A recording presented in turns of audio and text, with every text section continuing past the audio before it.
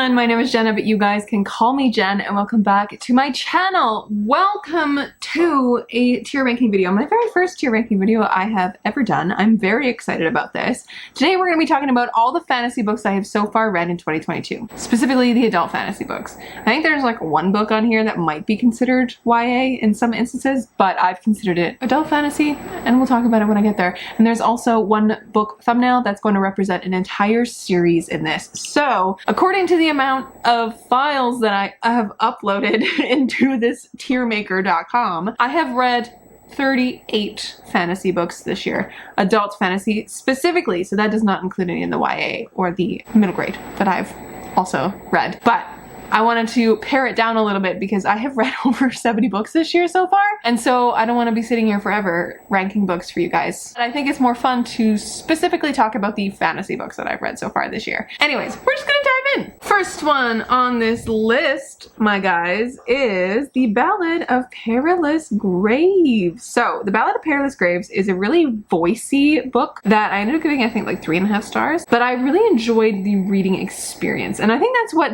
this tier ranking video is going to be, is it's going to be more on like enjoyment vibes, because a lot of my rating vibes that I do through Compile, which is my rating system, which I use from Book Roast, it's a rating system that really does focus pretty strongly on the objective book rating system that you can have, I guess is the best way to say it, whereas this is going to be mostly just enjoyment vibes. And it's going to be fun. But yes, the Ballad of Perilous Graves was definitely really fun, but I think it's a middle-of-the-road book for me because there was a lot of moments where I kind of got lost in the story, but it was still good, so B tier. Next up, we have the Bone Ships, which I think is about the same as the Ballad of Perilous Graves. Roughly, it's going to be sitting in the B tier for now. It is a almost feels like a movie watching experience because you are witnessing the characters do stuff, not actually like experiencing the stuff with the characters. So it's going to be sitting in B tier for now. City of Lies by Sam Hawke was definitely one that I enjoyed. This is one of the first fantasy novels that I read this year. I did enjoy it more than both of these, I think. That one is also really interesting because it has really good disability rep for both neurodivergent people and for people with chronic illnesses. So that was an interesting one. Next up, we have Collarbone, and this one was like just okay for me. It didn't really do what I thought it was going to do, which is really funny because a lot of people are saying like, oh, it wasn't what I was expecting going in, this is what to expect. And even though I knew kind of what to expect it to be like a slower fantasy, I still didn't get what I expected. I was expecting more of like an epic fantasy. This is more of like slice of life following a very problematic town kind of a thing with two of our main characters kind of dealing with all these issues in their day-to-day lives. So it's more of a C tier book for me. It's not like the best, but I didn't hate it. Speaking of books I hated, nope. Daughter of the Moon Goddess is going into D tier because it was not good, and I will not be taking any comments about it for now. I did not enjoy it. I rage read it to the end. So if you liked it, I'm sorry. I'm sorry. The next one we're going to talk about, I guess we're going to talk about both of these together because they are from the same series. The Marie Brennan books. These are good books, but they're not like A tier for me, I don't think. They're more of like an upper B tier, and I liked the first one better than the second one. Let me put that one there. They are like a Jane Austen style fantasy book if you mixed it with like an Elizabeth Peters crime novel. You know, slice of life, a little bit more soft, cozy fantasy vibes than most of the fantasy on this list, but I still enjoy them. They're upper echelon B tier. You know, there should be like category in between A and B for me because there are some books that aren't quite A and are like higher than B, but it's okay. We're just gonna deal with this right now. All right, The City of Dusk by Tara Sim, I think is along the same lines of City of Lies. I enjoyed them. They're definitely good fantasy books, and I do eventually want to read the sequels to them, but I'm not gonna like go out of my way to get them. City of Dusk is more of like a portal fantasy with a bunch of, you know, godly kids, or kids who have like ancestors who are gods and they have like interesting powers. Yeah, it was definitely an interesting fantasy book, but it's about middle of the road for me. And the next one is Empire of Sand, and I'm gonna put it in front of the other ones because I love Tasha Suri so much, and I really enjoyed Empire of Sand.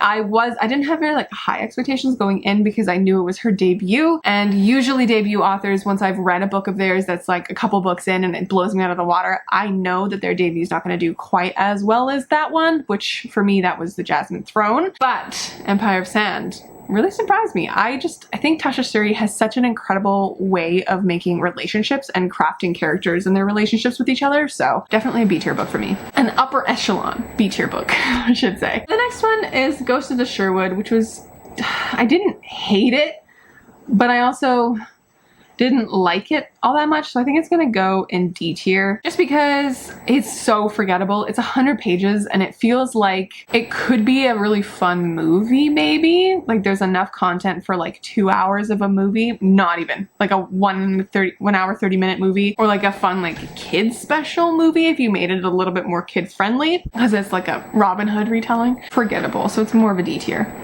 Oh, we're gonna talk about Hollow Smoke and Temple of No God together next, because both of those books are S tier. They are some of my favorite fantasy books of all time. Hollow Smoke is definitely one of my favorite fantasy books ever. The world building is immaculate. I loved the way that Hannah handles the story. It is so quick and catching, and I actually convinced one of my friends to read it just by pitching it as like a Viking-esque novel with women that scream and like fight with axes.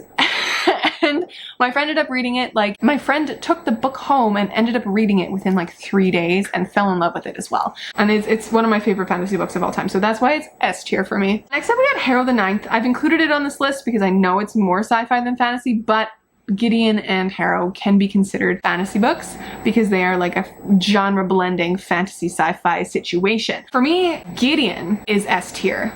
Harrow is an A tier book, but it's so close. It's so close to S tier.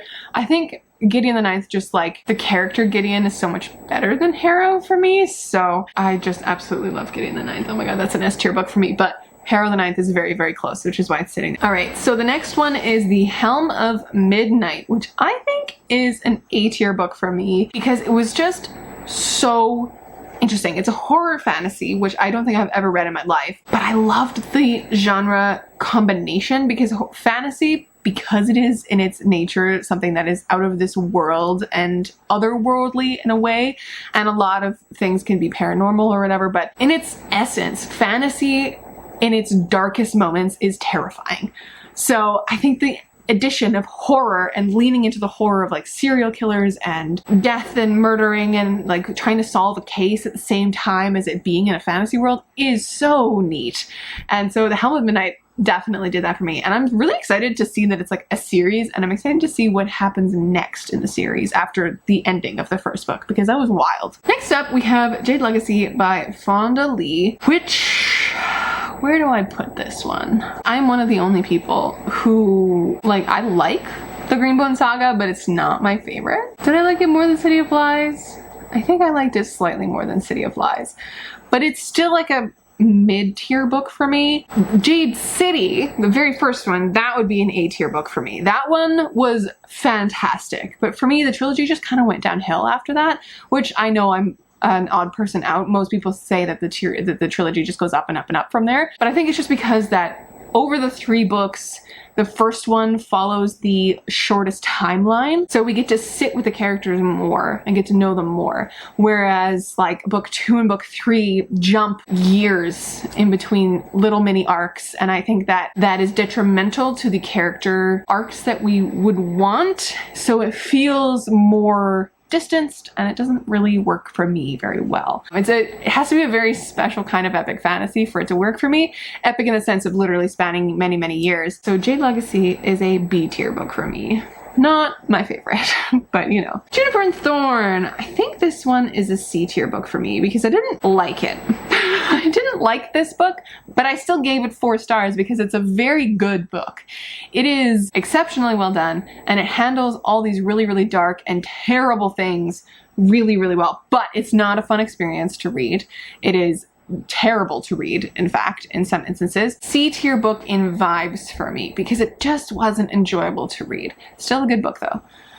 So, vibes, I didn't like it, but still a good book, which is really weird to say. There's been a few books like that this year that I'm like, I don't know if I actually like this book, but I still think it's a good book. Next up, we got The Justice of Kings. I think this one is a low A tier for me because it was very good by the end of it. I was very, very hooked, and I'm so excited to see where the series goes from here because it deals with a little bit of interesting like moral quandaries with its character arcs, but the beginning was slow for me. And our main character, I don't know if was the best choice for narrator. I think it might have been a better choice to go with a third person omniscient narrator for that bit, instead of a first person that feels like third person. It's an interesting narration style, but yeah, I think it's a low A tier book for me. Next up, we have Half a King by Joe Abercrombie, and I think it's more of a C tier book for me because Joe Abercrombie, and this is also the one that's like listed many places as young adult, but because it's Joe Abercrombie and Joe Abercrombie writes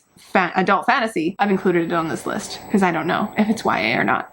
It feels like a good book between YA and adult for me, so. But this one I had issues with the writing, and it wasn't like a super engaging story. It was engaging. It just took me a while to get into it. It took me like 100 pages to really even care about what was going on. I did like it. All right, next up we have a Critical Role novel, which is Kith and Kin, Vox Machina. This one for enjoyment is like up in the S tier, but I recognize it's not an S tier book for me. It's not a new favorite. It was narrated by Robbie Daymond, who is a guest on campaign 3 for Critical Role and in EXU, and he's just absolutely fantastic. He also narrates the Trials of Apollo audiobooks. If you've ever heard him do those before, he's very good. And they also had Liam and Laura, who play the twins, who this book is about, voice their characters in the audiobook. So it was just a great experience overall. But I recognize that the book itself was not like anything super special fantasy-wise, so I think it's gonna sit there. I liked it more than Perilous Graves, but a little bit less than City of Dusk. That is correct. Whew. Next one, we got Legends and Lattes. That one's going right to the top of S tier because that is my favorite book of the year,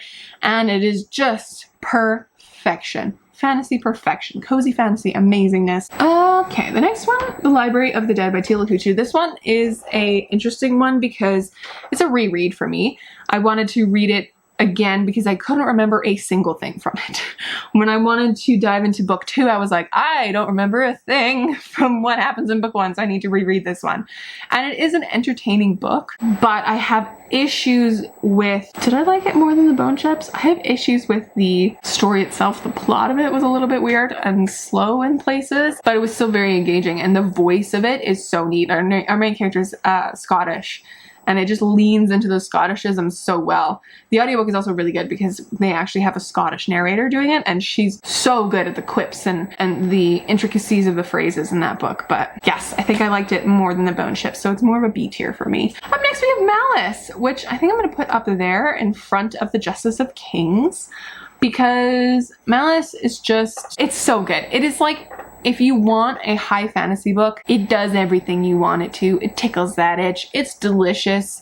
And it's such a good read. Solid high fantasy. We love to see it. I love John Gwynne. I am so excited to see where he goes from here. Malice, as I said, epic fantasy book, follows many different characters. I think I like them more than like Game of Thrones, but it's in that same vein of high fantasy, in my opinion. Like, it follows so many different characters in different parts of the world. Next, we're going to talk about Master of Jin and the novella, the accompanying novella, The Haunting of Tramcar 015. So these are part of a like novella and novel series almost. The Master of Jin, or A Master of Jin, can stand on its own, and I think it's written that way because it is the only novel so far in the series, but it follows a character we're introduced to in a different novella. Not this one specifically, there's one more before this that I don't remember the name of. Haunting of Tramcar 015 was still very good, and it does actually come before A Master of Jin, the events of Master of Jin. I think you should read the novellas first before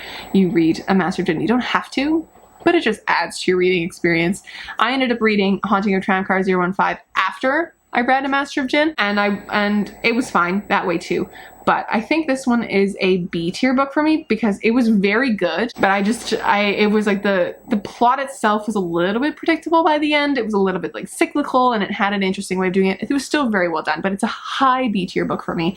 And then Haunting of Tramcar 015 lands right below that one. Next up we have Obsidian Tower, which I think is a D tier book for me. It just didn't give what I wanted it to give. It had a really interesting magic system and world because for a high fantasy, it is extremely insular. You are sitting inside a building for the entire thing except for the last chunk of the book. You don't go outside ever. It is set in this castle. And I think that's really interesting, but it just, I don't know, it didn't give. It didn't give what I wanted it to give. Did I like it more than Collarbone though? I think I liked it more than Collarbone, so maybe it's a C tier book for me. But it's still low on the list. All right, next up we have Scorpica.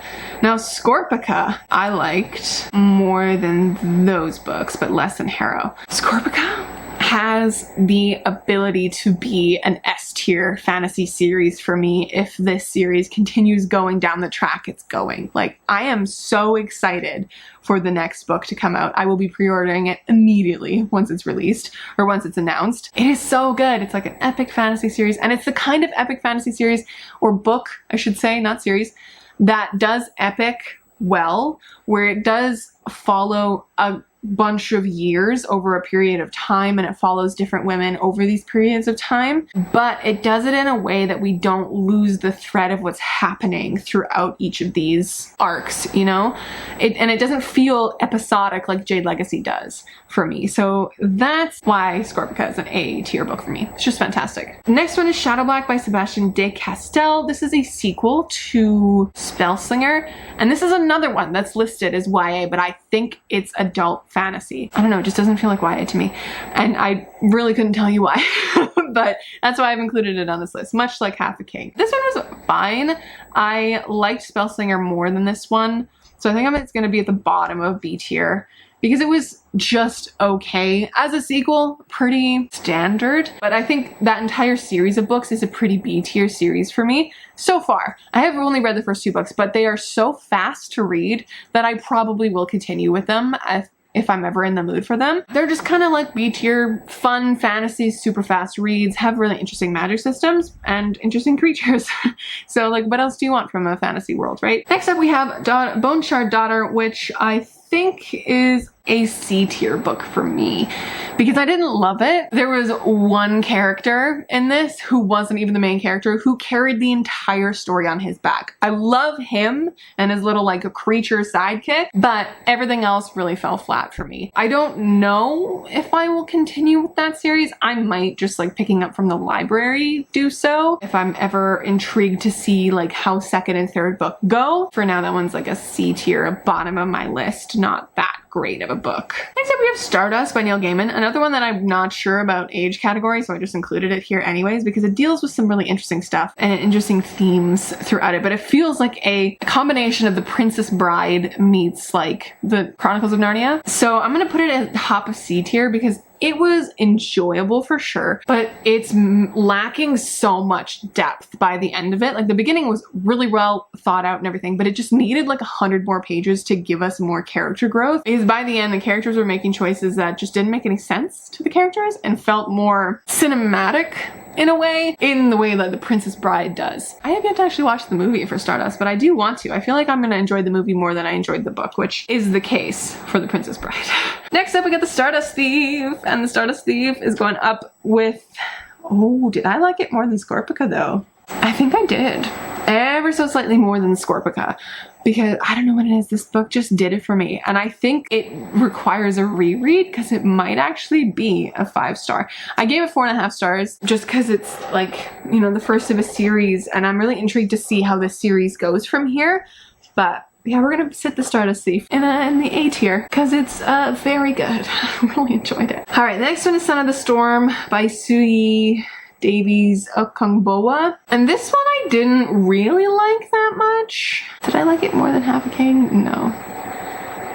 I think it's sitting about there in my rating. So it's a C tier book for me, and I don't plan on reading any of the sequels when they come out. I don't know, it just didn't grab me, and I didn't understand the characters' motivations and choices. They weren't explained well enough for me. All right, Among Thieves, I think is an A tier novel for me, but like a lower end A tier novel.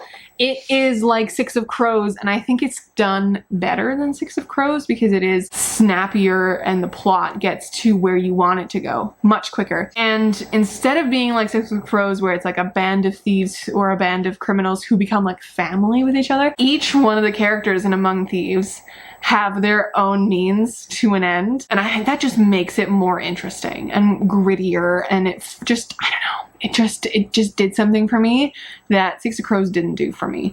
So, but I still absolutely love Six of Crows. But that's why Among Thieves is an A tier novel. It was very good, and I'm excited to see what happens with the sequel. Next one is The Unspoken Name, and this one's going in D tier because it was just not good. I liked it slightly more than Ghosts and Daughter, but like not enough to really care. It was trying to do too much.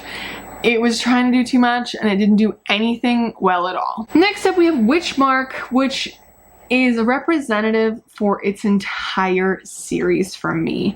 And Witchmark was fantastic, and its sequels were so good. They're like companion fantasy romance novels. Each one of them so good. I think I liked it more than The Justice of Kings. Yeah, I liked that entire series more than The Justice of Kings. It's so good. Highly recommend all three of those books.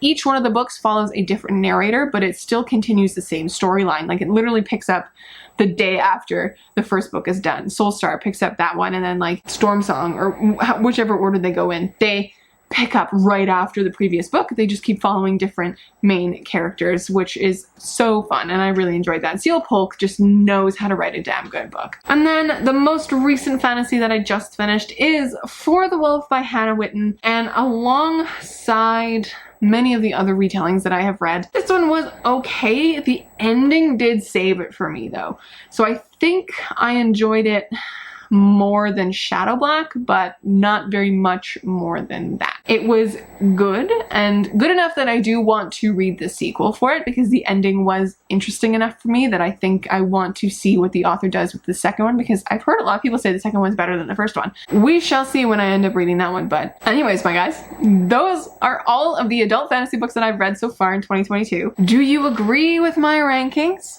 Have you read any of these books? I guess is a good question.